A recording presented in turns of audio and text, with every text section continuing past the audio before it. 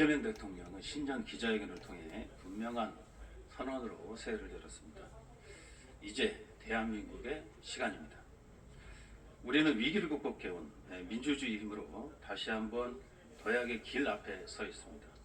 이재명 대통령은 대한민국의 미래를 이끌 5가지 대전환의 방향을 제시했습니다. 지방주도 성장으로 대전환, 기회와 과실을 고루 나누는 모두의 성장, 안전에 기반한 지속 가능한 성장, 문화가 이끄는 매력적인 성장, 평화가 뒷받침하는 안정적 성장입니다. 이 5가지 전환은 단순한 정책구호가 아니라 국정 운영의 우선순위를 근본부터 다시 세우겠다는 선언이며 중앙정부의 변화가 지역과 시민의 삶으로 이어져야 한다는 약속입니다. 지난 2024년 교수들이 뽑은 사자성어는 도량 바로였습니다. 기둥이 무너지고 들보가 내려앉았다는 뜻입니다. 그해 대한민국은 윤석열 정부의 무능과 독주, 국정 운영의 혼란 속에서 헌정 질서와 민주주의가 심각하게 파괴되었습니다. 2025년 사자성어는 변동 불가였습니다. 모든 것이 요동치고 어디에도 자리를 잡지 못한 한 해였습니다. 올해 2026년 사자성어는 우지실입니다. 비바람이 지나간 뒤에야 비로소 열매를 맺는다는 뜻입니다. 이는 단순한 정권 교체가 아니라 무너진 국가 운영을 바로 세우고 성과로 책임을 증명하라는 국민의 명령입니다. 이제 성남시 행정의 논란 더 이상 방치할 수 없습니다. 중앙 정권이 바뀌었지만 성남시는 여전히 행정 혼란과 기회 상실의 늪에 머물러 있습니다. 신상진 시장의 시정은 과감한 결단이 필요한 순간마다 지나치게 느린 행정으로 기회를 놓쳤습니다. 재개발, 재건축 과정에서 절차 혼선과 준비 부족으로 주민 갈등과 불신을 키웠고, 성남시 의료원은 공공의료 정상화 대신 민간 위탁이라는 잘못된 공약으로 시민의 불안을 증폭시켰습니다. 또 어떻습니까? 성남FC는 시민 자산임에도 불구하고 졸속 매각 공약으로 시도를 했었죠. 지역사회에 깊은 상처를 남겼고 그 사이 지역경제는 뚜렷한 회복 전략 없이 침체를 거듭하고 있습니다. 시민의 삶이 어려운 시기에 권력 다툼과 불법으로 시간을 허비한 정치는 반드시 시민의 준엄한 심판을 받아야 합니다. 재개발, 재건축, 속도가 아닌 원칙과 공정의 도시 전환이 되어야 합니다. 재개발과 재건축은 단순한 건설 사업이 아니라 도시의 구조를 바꾸는 시민의 삶의 기반을 재편하는 과정입니다. 그만큼 중요한 것은 속도가 아니라 공정한 기준과 신뢰받는 절차입니다.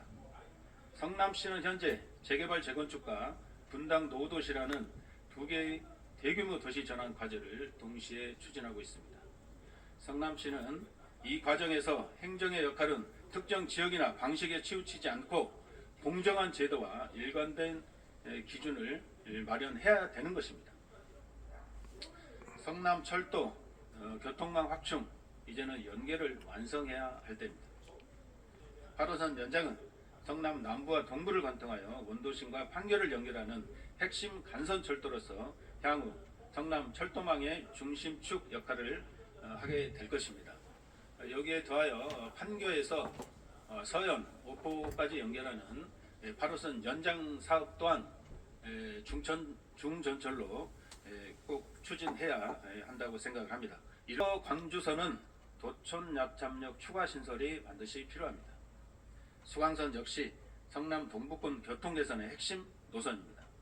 그러나 현재 계획으로는 도촌 약탑 생활권의 교통 수요를 충분히 담아내기 어렵습니다. 도촌 약탑역 추가 신설은 출퇴근 교통 불편 해소는 물론 동부권 주민들의 철도 접근성을 실질적으로 개선하기 위한 필수적인 보완 과제입니다. 도시철도 트램은 생활 밀착형 교통의 전환점입니다. 성남 도시철도 트램은 도시 내부 이동을 획기적으로 개선하는 생활 밀착형 대중교통 수단입니다. 트램 1호선은 원도심과 판교를 연결하고 트램 2호선은 서판교와 분당, 판교 제2, 3 테크노밸리를 연결하는 노선입니다. 단순한 교통수단을 넘어 주거지와 업무, 산업지역을 꼼꼼히 연결해 자동차 중심 이동 구조를 바꾸고 친환경, 보행 중심 도시로 나아가는 기반이 될 것입니다. 네, 존경하고 사랑하는 시민 여러분, 성남의 철도망은 이제 8호선, 월판선, 수강선, 경기 남부 광역철도, 트램, 그리고 우리역과 백현마이스역이라는 거점이 하나의 네트워크로 완성되어야 할 단계에 와 있습니다. 교육정책 모두의 배움을 책임지겠습니다. 교육은 한 도시의 미래를 결정하는 가장 중요한 투자입니다. 그러나 교육이 일부에게만 기회가 되는 것이 아니라 모든 학생에게 공정한 배움의 기회를 보장하는 시스템이 되어야 합니다. 성남시는 최근 경기형 과학고 유치에 성공하며 2027년 개교를 목표로 추진하고 있습니다.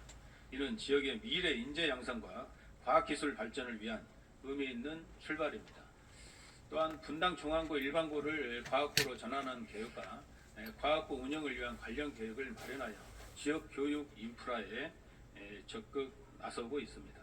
특히 과학고 영재고가 지역 균형 교육의 해법이 되려면 모든 학생이 질 높은 배움의 기회를 균등하게 누릴 수 있는 공교육 강화가 전제되어야 합니다. 공공의료 흔들 것이 아니라 바로 세워야 합니다. 공공의료는 행정의 선택지가 아니라 지방정부가 반드시 책임져야 할 인프라입니다. 위기 상황에서 시민의 생명과 안전을 지키는 마지막 버팀목이 바로 공공의료입니다. 그럼에도 불구하고 성남시 의료원을 그동안 민간 위탁을 추진해 왔었는데 이러한 정책 혼선에서 시민들에게 심각한 불신과 그를 겪어왔습니다. 같은 정부 기조 아래서도 끝내 성사되지 못한 민간 위탁 추진은 의료원 내부의 문제가 아니라 민간 위탁한 방식 자체가 성남시의 현실과 맞지 않다는 점을 분명히 보여주고 있습니다.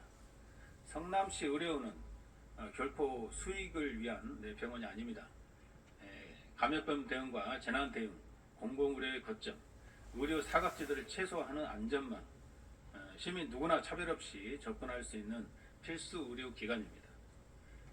이제 필요한 것은 운영 주체를 바꾸는 것이 아니라 성남시가 공공의료에 대해 어떤 책임을 질까입니다. 성남시 의료는 흔드는 정책이 아니라 공공의료를 강화하는 방향으로 전환을 분명히 해야 합니다. 시민의료 서비스 혁신으로 이어질 수 있도록 계획 단계부터 철저히 점검하겠습니다. 공공복지정책을 예산이 아닌 체감과 전업으로 완성하겠습니다. 2025년 성남시 예산의 약 42%가 사회복지 분야에 편성된 만큼 복지는 이미 시정의 핵심 축입니다. 그러나 중요한 것은 예산의 규모가 아니라 시민이 실제로 체감하는 변화입니다.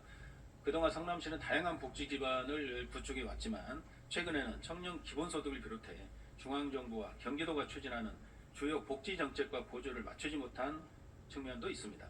이제 복지정책은 단절과 선택의 문제가 아니라 연결과 통합의 문제로 전환되어야 합니다.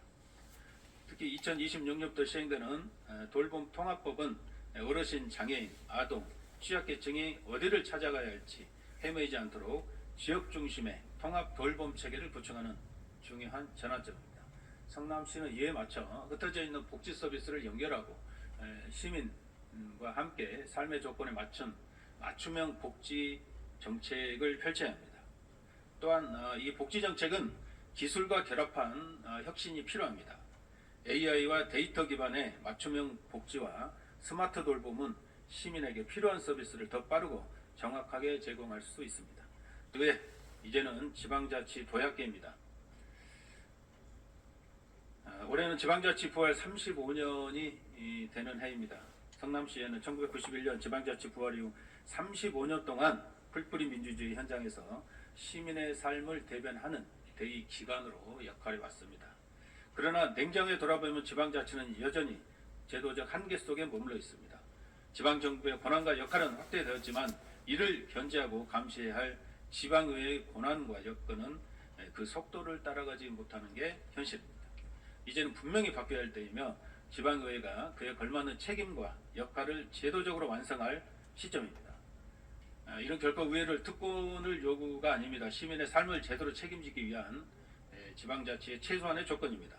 지방의회가 바로 설 때 지방정부가 바로 서고 그 위에 시민의 일상과 민주주의는 더욱 단단해질 것입니다. 성남시의 더불어민주당은 지방자치 부활 35년을 지방자치 도약기로 전환시키는 책임을 다하겠습니다.